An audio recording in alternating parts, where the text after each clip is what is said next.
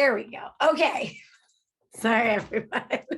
And we're also about to be in the hands of someone who has mastered the art of Zoom and should give us all a tutorial. But I'm really happy to be able to present or welcome Joel Wertheim. Dr. Wertheim is an associate professor of medicine at UC San Diego in the Division of Infectious Diseases and Global Public Health. He received his PhD in ecology and evolutionary biology and started at UC San Diego in 2009 as a postdoctoral fellow. He is now the head of a group studying viral evolution and molecular epidemiology with a focus on HIV and SARS-CoV-2. Dr. Wertheim has spent much of the pandemic trying to understand the circumstances that led to the origin and the emergence of SARS-CoV-2.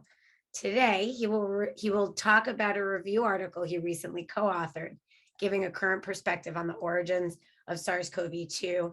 I think we're all really excited about this, Joel. And for everyone, ask questions in the chat, either to the group or to me. And Joel, I'll try to give you an 8:45 warning just so we can save some time for discussion. Awesome, thank you. Hello, welcome everyone. So today, I'm going to talk about the origins of SARS-CoV-2. First, just to make clear, I have no disclosures, and this is basically a abbreviated walkthrough of a recent review article that a bunch of us recently published in Cell entitled The Origins of SARS-CoV-2, Critical Review. Pretty straightforward title. All right, so the first question you might want to know about this virus is, where do we think it came from? Well, to that, let's just go to the WHO report. International group of scientists went to China at the beginning of 2021 to investigate this very question. And here are the earliest cases that they could find, which were in Wuhan, which is a large city in Hubei province, China. And many of these earliest cases were exposed to markets in Wuhan, although not all of them.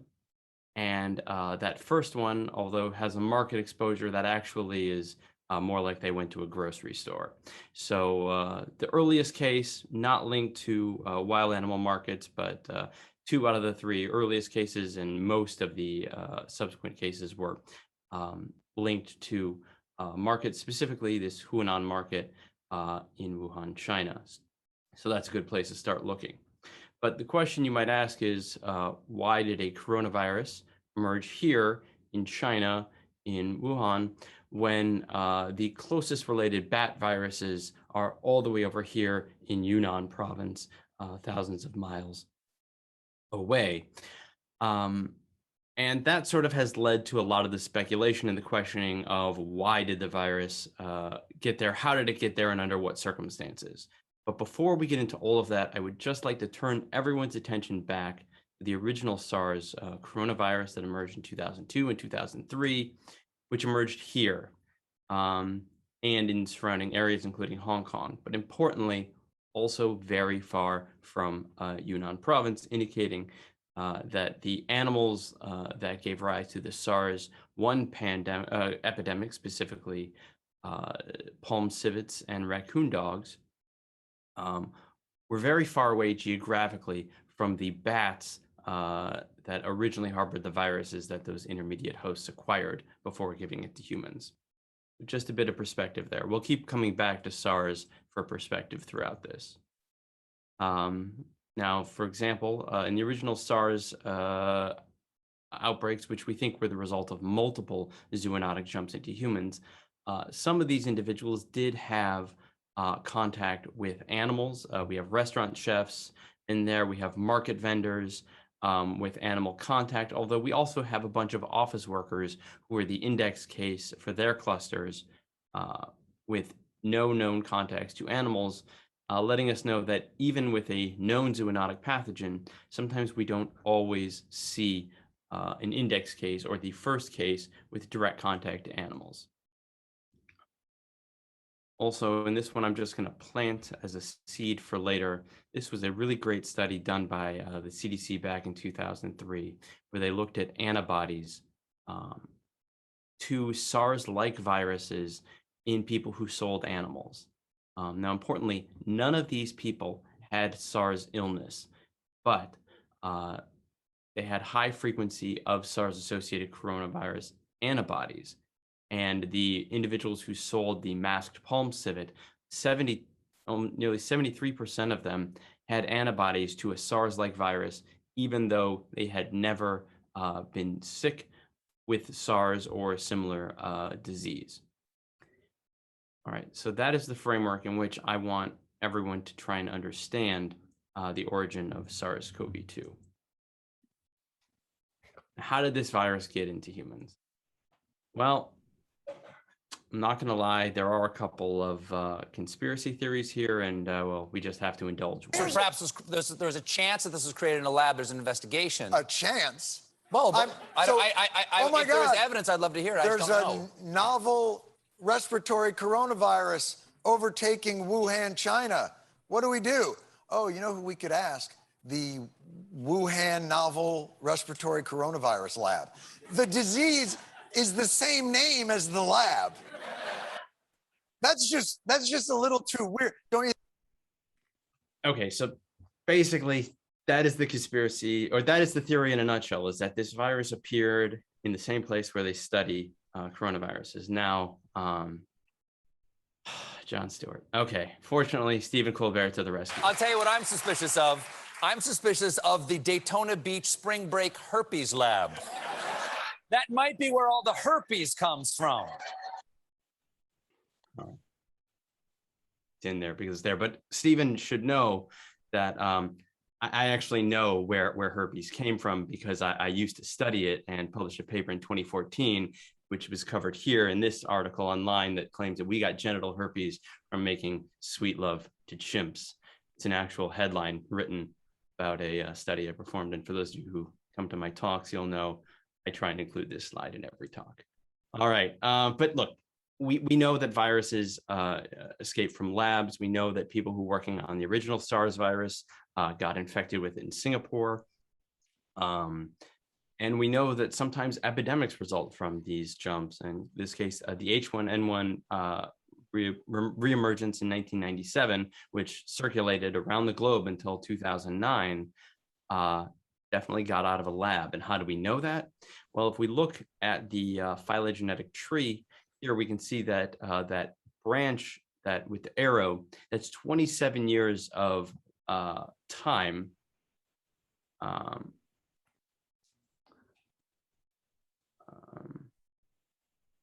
John, you might want to spotlight my screen. I'll just fix that for everyone real quick. Oh, am I doing? Oh, I thought this is how you wanted it. Yes, no, John says he couldn't see me, so I tried to fix it. All right. Hope that fixed it, John. So we see 27 years of evolution separating influenza from the 1950s, 1977, but now there is no longer any evolutionary distance between the 1950 strain and the 1977 strain, and there is no place in the world where a virus can survive like influenza for 27 years without accumulating mutations, and that's a freezer. So this virus definitely got out of a lab freezer, but the circumstances maybe not so clear. Although there was this personal communication from the renowned virologist Charles Chu, former director of the Chinese Academy of Medical Sciences, to Peter Palese, equally eminent, who described the introduction of the 1977 virus as a result of vaccine trials in the Far East involving challenges of several thousand military recruits with a live H1N1 virus. So they gave them a vaccine, then they exposed them to a live virus from the 1950s, which then went pandemic. Now, that possibly what happened seems reasonable, but we don't know. But we do know that that virus definitely got out of the lab. Okay, but those are all known viruses. But there is one novel virus that went on to cause outbreaks, a virus that we had never seen before and infected people from a lab, and that is Marburg virus, which in 1967 and 1968 popped up repeatedly in Eastern Europe, infecting lab workers and their spouses. The difference here is that using epidemiological contact tracing, we were able to determine the source of that virus very easily, and every cluster of Marburg was traced back to individuals who worked in the lab and their family, and in this case, a spouse who presumably acquired the disease via sexual intercourse.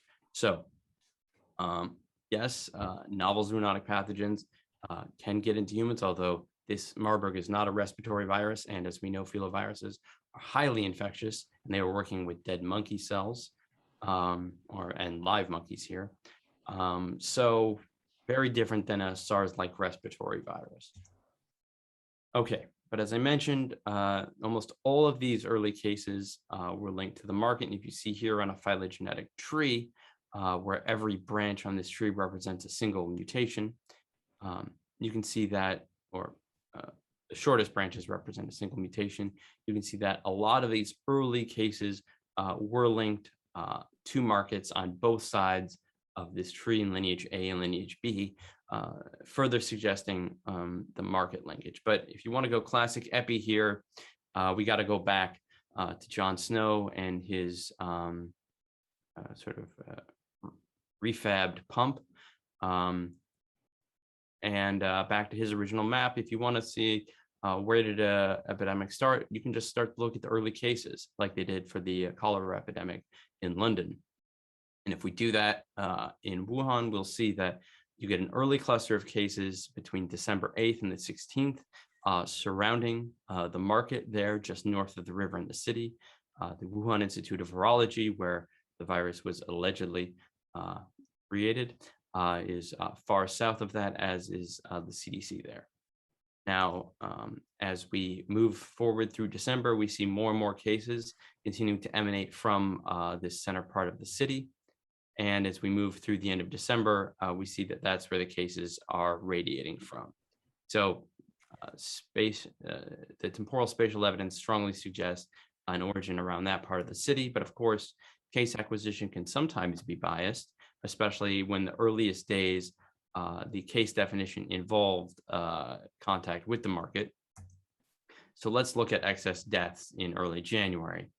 We see them starting in the same part of the city and then slowly radiating outward. And these are excess influenza or SARS-like deaths. So we see that also radiating out from the same part of the city where the market was. Now, people don't necessarily live where they shop or live where they work, but this is pretty strong epidemiological evidence in favor of a particular geographic part of Wuhan for the origins. All right. Now, what if we get really fine grained and we go into that market? Now, this is from the WHO report, where you can see that most of the cases here cluster around the western part of the market, which is where wild animals were sold. But wait, Joel, you say that the WHO report said they found no evidence of palm civets or raccoon dogs being sold at the market leading up to the pandemic. And when they interviewed people at the market who said they've been shopping there for their entire lives, they swore that they had never seen a raccoon dog or palm civet for sale. Well, that is what's in the WHO report. But after that report came out, a paper that had been languishing in peer review for 6 months finally, and no preprint, finally arrived in scientific reports with the title Animal Sales from Wuhan Wet Market Immediately Prior to the COVID-19 Pandemic. This is an international group of scientists, including researchers from China, who are studying tick-borne viruses at markets around Hubei, and specifically in Wuhan, including the Huanan market, between 2017 and 2019. And they documented animals for sale and the ticks that those animals had. And if you look in their study, they document all sorts of wild animals for sale at the Huanan market leading up to the pandemic, even in November 2019. If you look in the bottom corner here, part D, that is a raccoon dog, canid, but it is known to carry, to be able to carry both SARS and SARS-CoV-2. So we have direct evidence of a potential intermediate host being sold at the Huanan market, although when the market was closed down, there were no raccoon dog samples to be found, and no one, and people claimed that they never existed there, which I find a little suspicious. So I'm not saying there wasn't a cover-up. I'm not saying there wasn't a small conspiracy, but we know that raccoon dogs were there, and then we know that they weren't there. And we know that live raccoon dogs were never tested at the Huanan market. One of our best guesses at an intermediate host. Now, they were also selling palm civets and a host of other animals that have been well documented there. But this is where we are today. Okay, so that's where now we get to the when. Well, these earliest cases seem to go back to the beginning of December. There are rumors of cases from early December and even into November in China, although the WHO report found no evidence of antibodies in those specific individuals. So we're pretty confident that the earliest confirmed case of SARS-CoV-2 is in December 8th in Wuhan, China. But look, Joel, urban claims. Yep. Joel, that slide was very blurry. Could you make it bigger for a sec so Yeah. that people can see it? Yeah, there's a lot of dialogue about things being a little blurry, but I think most of us love your format. So okay, well, just like here, when I'll it's zoom in on when this it's one. small to the side, if you can make it big, that's great. Anyway, I'll be quiet. Absolutely. Sorry. Okay. Yeah, so we see here these earliest cases. Most of them are linked to the market. This is an older slide. The WHO report is a little more up to date here. But there were reports of say SARS-CoV-2 in the sewage in Brazil in 2019. Reports of cases in children in Italy in early December. And now even further cases, reports of cases in Italy from around that time period. Although I should point out that the genomic evidence for these cases comes from nested PCR, which is a great way to get false positives if you have any SARS-CoV-2 positive controls floating around your lab. And then, of course, there were cases, reports of hospitals being full up in Wuhan in September and October of 2019. So when I have to estimate timing, I turn to my good friend here, the molecular clock, where we take all of the samples, the genome sampled in China during the first epidemic wave, and we estimate when did those samples last share a common ancestor. And based on a paper we published recently, we see that the common ancestor of all circulating viruses in China likely existed around December 9th, sometime between December 17th and December 20th. But, and this is very important, the common ancestor of all circulating viruses isn't necessarily the progenitor of SARS-CoV-2. It doesn't necessarily represent the index case. And the reason goes back to this slide, which was published by Duplessis and Oliver Pybus back, I think, in January of 2020, written what appears to be on the back of a cocktail napkin, where they show here that the TMRCA of all of the samples shown in that first dot can actually postdate the date of zoonosis, because you can have a whole bunch of lineages that go extinct or go unsampled. But despite the fact that this insight was well known, what wasn't clear was how to estimate how much time could have elapsed between the TMRCA and that date of zoonosis. And this gets to a paper published in Science earlier this year by my graduate student, Jonathan Pekar, along with a host of other collaborators, including Mike Warby, Nima Moshiri, who's faculty here at UC San Diego, and Conrad Scheffler, who used to be faculty here at UC San Diego. And our goal there was to estimate how much time could have elapsed between the first person getting infected with this virus and the TMRCA of all circulating strains. And we did this using an approach. Now, since it's published, I'm just not going to go through it here, but we essentially perform molecular clock analysis to look backwards in time. And then we did a forward epidemic simulation using a very complicated SIR model called a SAPPHIRE model to estimate how long would it take to go from an index case to the point in time that you would infer to be the TMRCA.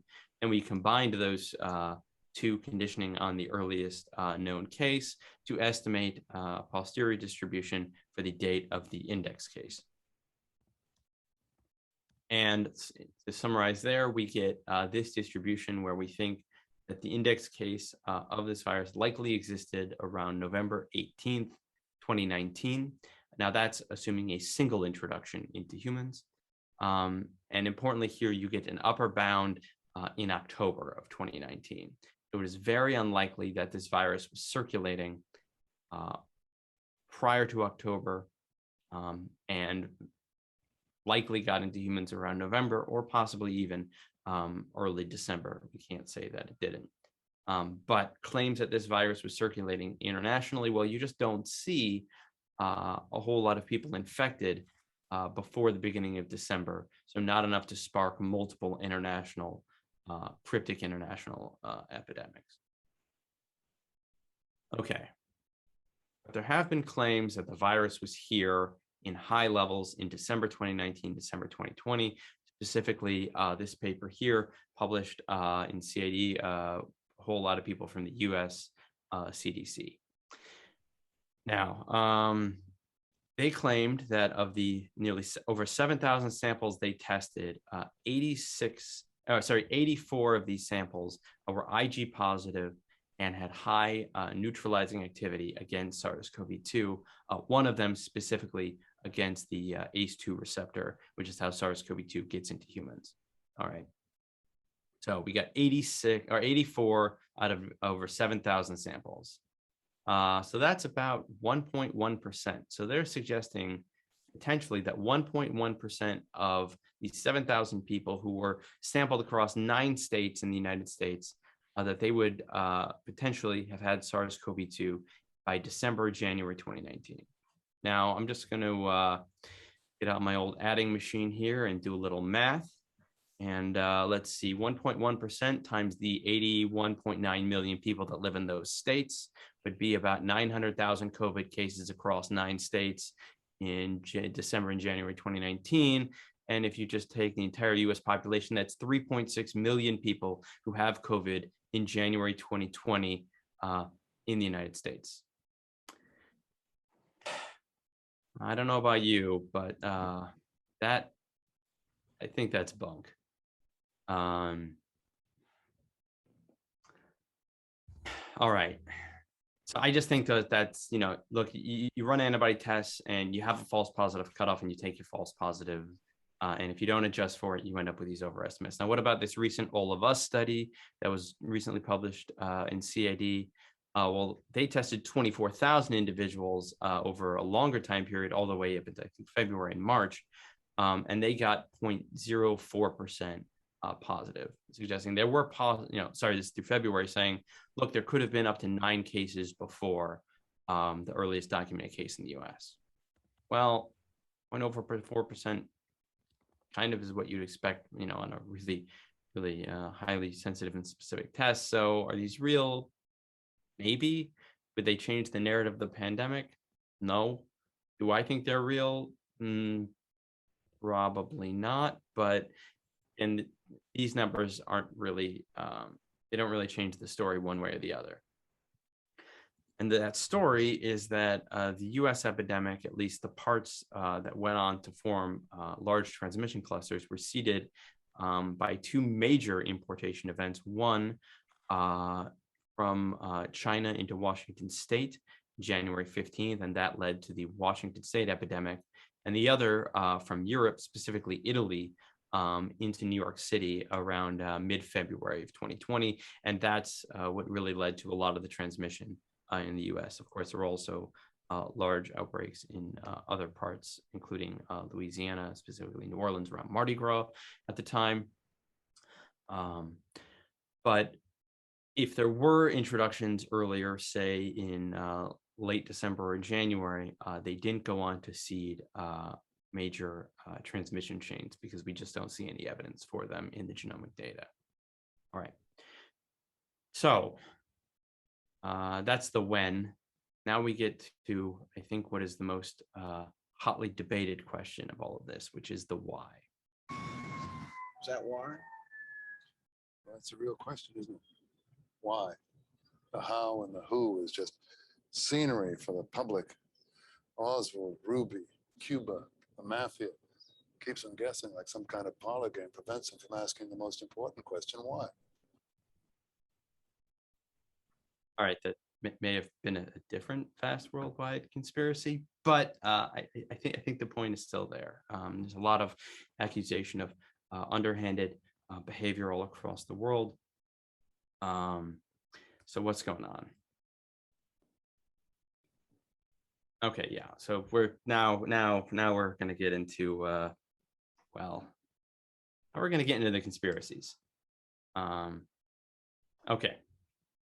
Here's a quote from Richard Muller, an eminent physicist and climate scientist from UC Berkeley, testifying to Congress on the origin of SARS-CoV-2, and this was the basis for the I believe House Minority report on the origins of COVID-19, which concluded that it was likely a weaponized virus being developed in China for various purposes. And he claimed on the record to Congress, I just grabbed this from congressional testimony, no coronavirus had a furin cleavage site. I know SARS-CoV-2, as you may have heard, is renowned for having this particular cleavage site in its polyprotein. He says, moreover, no CGG doublet, that's a codon, anywhere in the subgenus. It says there's no plausible natural origin for this critical component.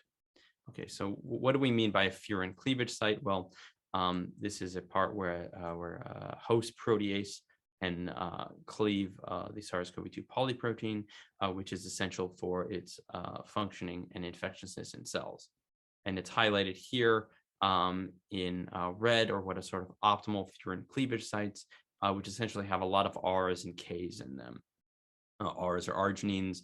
A CGG is a codon that can code for arginine.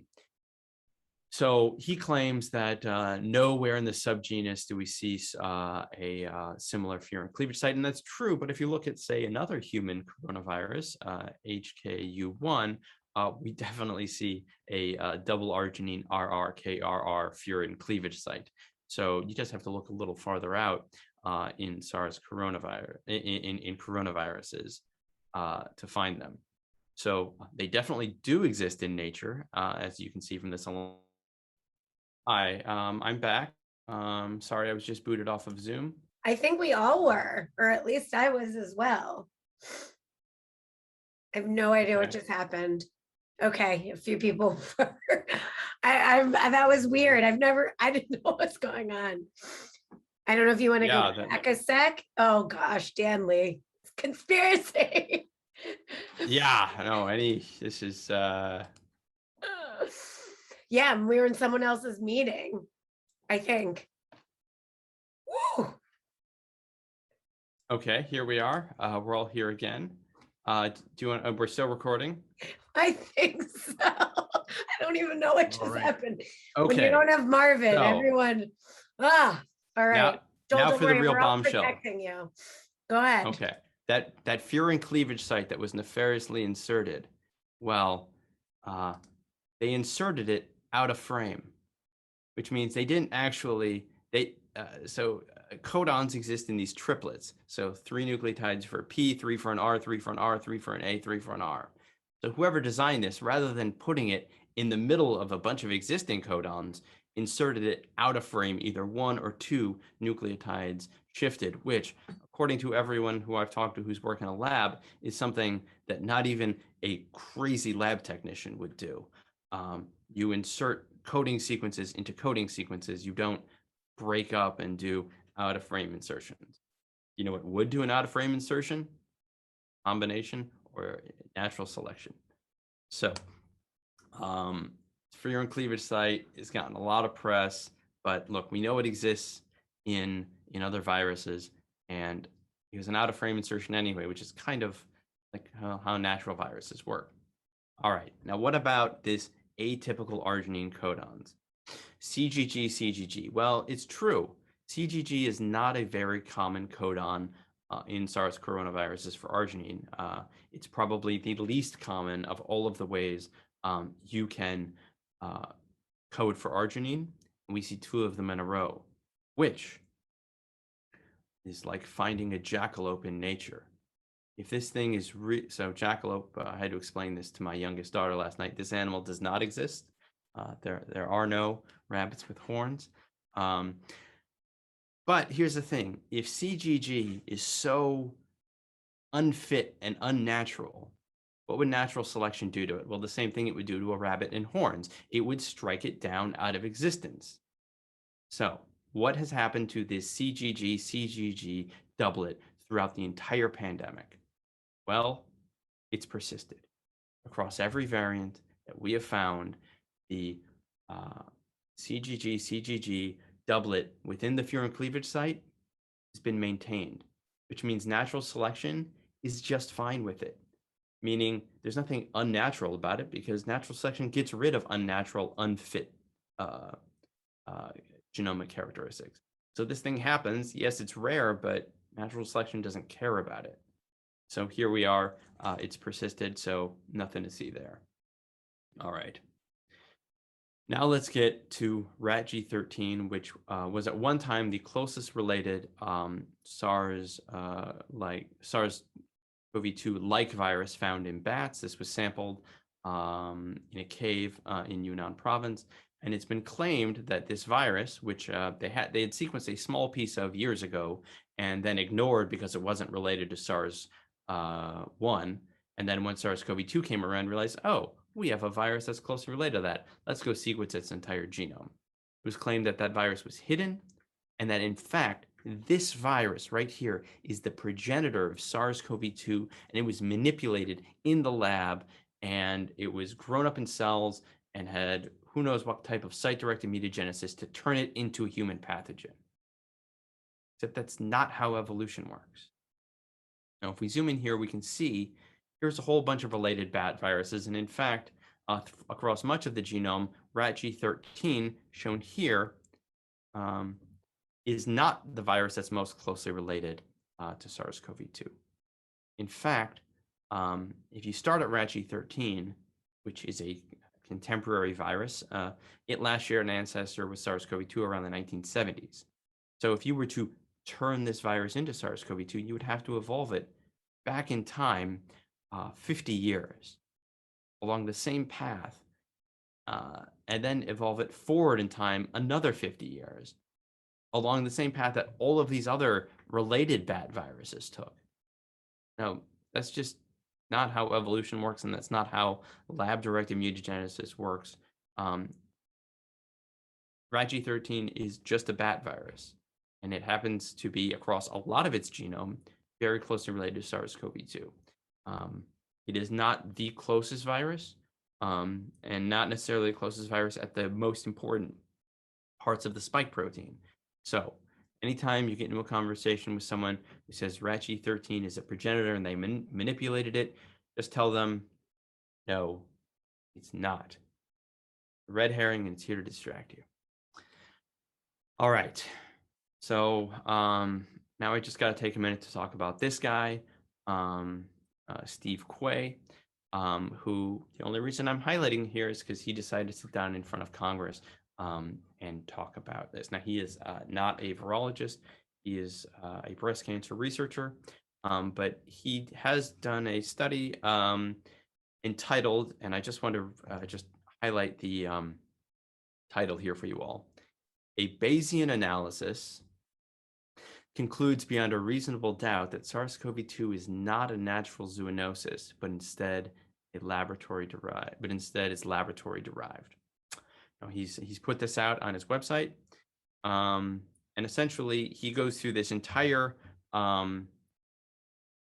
line of evidence where the probability shifts from that it's a zoonotic origin all the way to that it's of laboratory origin, and the biggest piece of evidence here is that the Wuhan Institute of Virology is located in Wuhan, and that they have been performing experiments on coronaviruses. And that's sort of what gets him to his conclusion. That and the lack of furin cleavage sites in other viruses, which is not true.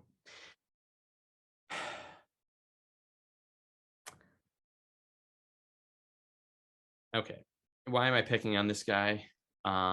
Because on his website, he will sell you the COVID survival manual for $14.99. But don't worry, you get free shipping. So yeah, that's if you want to learn how to survive COVID, send him $15. All right. Also, he said things like this to Congress. COVID-19 was pre-adapted for human-to-human transmission from the first patient. So the moment SARS-CoV-2 arrived in humans, it was fit and ready to transmit, and that no natural zoonotic virus would be successful from the get-go. So basically, he's arguing that we have a hyper-intelligent, hyper-aware baby virus that can escape from this preschool air shaft. It shouldn't be able to do that. It's a baby virus. Here's the thing. SARS-CoV-2 was not preeminently adapted to humans the moment it arrived. It could transmit very effectively, but it adapted to humans very, very quickly. And we saw this mutation right here, D614G, which arose in China. That's the virus. It's more fit, it's more transmissible, and that's the one that took over Europe and the United States, and now is eventually spread around to the entire world, giving rise to the alpha, beta, gamma, and delta variants that we all know and despise. So that mutation had to happen first. The other thing I'd just like to point out is that if a virus that was not capable of human-to-human transmission arrived in humans, it would go extinct. Only viruses that are able to transmit successfully among humans from the get-go get to cause sustained epidemics and pandemics. It's part of what makes them pandemic viruses in the definition. So as I mentioned, not only did D614G arouse, but this virus has just it keeps adapting to humans and keeps figuring us out. We have the alpha variant, the beta, the gamma, delta. We're going to run out of letters soon. This virus, although capable of transmitting among humans, has gotten a whole lot better as the pandemic has progressed and is still figuring us out, still adapting and still evolving. This was not the, as former director of the CDC stated, the most perfectly adapted human virus upon arrival. No, it was good enough to cause a pandemic, and now it's getting worse for us, not for the virus. Virus is getting better for the virus. Okay, so for all of this, the U.S. Intelligence community recently concluded their 90-day investigation, and I'm not so much interested here in what they think of the science, but what they were able to find behind the scenes. Now, I'd just like to highlight a couple of key points for you. First, despite all of their awareness of international goings-on, they concluded that the virus was not developed as a biological weapon. Okay, that's a gimme. They also concluded that it was probably not genetically engineered. But I think most important thing to understand from our intelligence community is that in their assessment, China's officials did not have foreknowledge of this virus before the original outbreak. So for everything that the NSA and the CIA can figure out, China didn't know this was coming. And I think I've shown you evidence here that this was not an engineered virus and is pretty natural. So I think although I don't think we're going to stop hearing arguments that this was a weapon or that this was a lab leak anytime soon.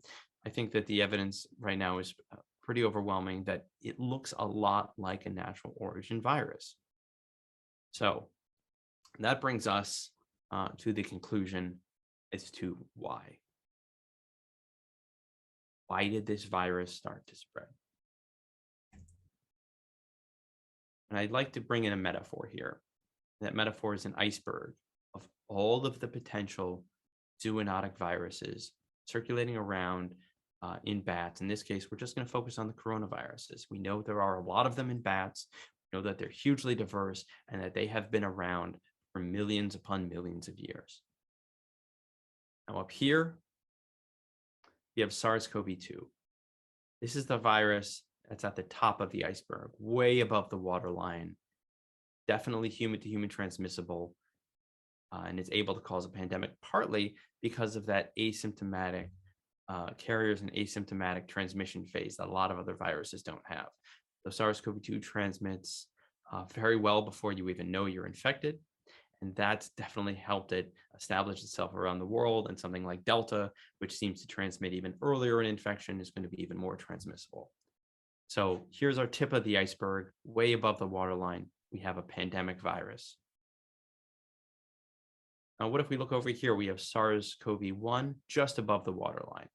It's more deadly, maybe not as transmissible, certainly now, and had such high morbidity and mortality that we were able to stop it with public health mitigation efforts. So we had a very large epidemic. If it went another way, could it have become a pandemic? Yes, certainly. But we had thousands of people infected, but not enough to cause sustained transmission. And if we consider another virus like MERS, MERS is originally in bats, now circulates in camels, and it sits at the waterline. It can jump into humans and cause small outbreaks, but those outbreaks always end in the extinction of the virus. So MERS in its current form is not going to cause a pandemic. The R naught in humans is less than 1. So it just can't sustain itself in humans over the long period of time. And then way below the waterline here are all of the epidemics that we don't see. All of those wildlife traders in China who have SARS-related antibodies but never got sick. Maybe those aren't SARS. Maybe those are just other coronaviruses that they're getting from those intermediate animals, but they're not capable of causing productive human disease and viral transmission. So why did we see SARS-CoV-2? Why is it a pandemic? Because it's just the extreme of a whole host of natural viruses, some of which are able to cause human disease, some of which are able to cause large human outbreaks, and some of which are able to cause pandemic. Any questions?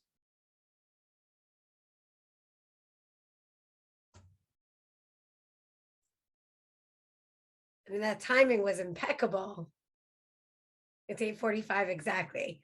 I am going to open it up because first of all, I mean, I don't even know where to begin. So clever, but also so interesting. Let's see. There's been a lot of chatter, messages to me about all of your unbelievable pop culture references, and anyway, there's a lot of good signs here. So I will be quiet and open it up to the audience. I don't know if any of our other virologists want to ask questions. I will be quiet to begin with. Yeah, Joel, this is Doug. So one conspiracy theory that can't be easily excluded is that it was clearly a natural introduction, but that somebody in the Wuhan lab was an index case. It may have been studied in the lab, and then the lab was the accidental source of a expanded transmission. I'm not sure I believe that, but I think that's been proposed too, and it's hard to exclude. Yes. So something like that, I mean, it may ultimately be unfalsifiable, but we do have a lot of evidence to suggest that that wasn't the case. Now, in the there have been reports in the intelligence community of lab workers at the Wuhan Institute of Virology being hospitalized, multiple of them in November. Now, based on our best sort of simulations, it's very, very difficult to get multiple people hospitalized with this virus before December. In fact, in all of our sort of simulated epidemics based on sort of our inferred timing, we never saw more than one person hospitalized before December, let alone multiple working in the Wuhan Institute of Virology, which of course, the hospitalization rate here is what, like 10% in Wuhan. So, you got to have, dozens or scores of people hospitalized to get 2 people in the hospital. Also, of course, that was, a really higher than average flu season. So that would likely explain if they were hospitalized, it was probably with flu because it was a bad flu season. The other, of course, they've tested, she has tested her lab for coronavirus SARS-CoV-2 antibodies, and none of them had it. But you're correct that ultimately it's unfalsifiable to say that that someone didn't like have a bad virus and get exposed. Now, of course, bats don't really transmit these viruses via the respiratory system, so it's more likely if you had it in a lab that you would, but you'd likely get it from an animal that transmitted it through the air, like a civet or a raccoon dog. And then also,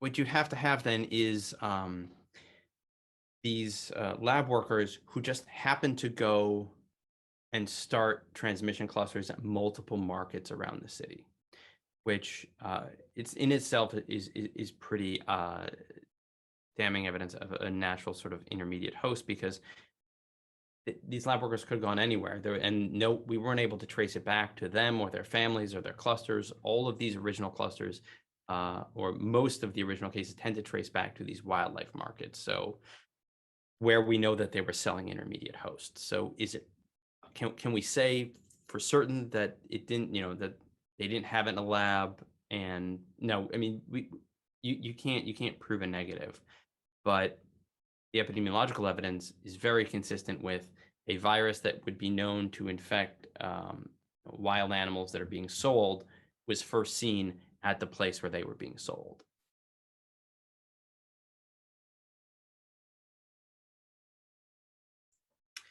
Julie, you've got a big, do you see the big question?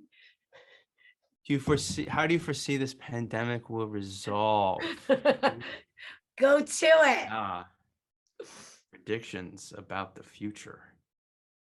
It doesn't look like it's going away anytime soon. I have no idea. I think we're going to be living with it for quite some time, but until the next coronavirus knocks it off our plate. Here we are. I was going to sort of change that question a little bit and ask, how can your field and molecular epidemiology help shape the future of the pandemic? Or in terms of, how can you harness what you do in your work to get us, to move us further along? I don't know if that makes sense. Aside from what we're doing, there have been a sort of a lot of, look, when you're in the middle of a wave, all you can do is sort of describe what's going on. When, things get lower, you're able to use molecular epi in a much more, to sort of identify clusters and sort of track sort of what's leading to transmission, in the same way that if we look at, say, looking for evidence of transmission in school, you can basically see what's working and what's not retrospectively. And I think there's been a lot of great work in that. Right now, we're just seeing, the importance of, or the risk to vaccinate people through Delta is definitely something that has been made very, very clear through molecular epidemiology and the excellent genomic surveillance that is being done in San Diego, around the country, and around the world.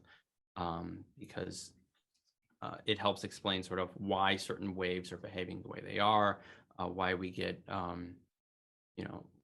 helped explain the Delta wave, in New York City, we saw sort of weird dynamics in their second wave, which was all due to sort of variants arising and understanding these sort of evolutionary dynamics. Because I gotta say, my field, we didn't anticipate the virus, or a lot of us didn't anticipate the virus adapting to humans as much as it did.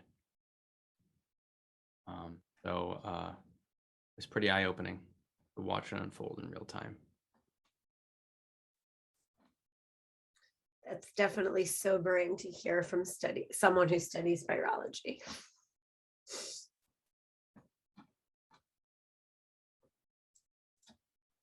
Anyone else have other comments? Other than how do we make Joel famous and get this out everywhere? My Twitter handle is I'm not on Twitter.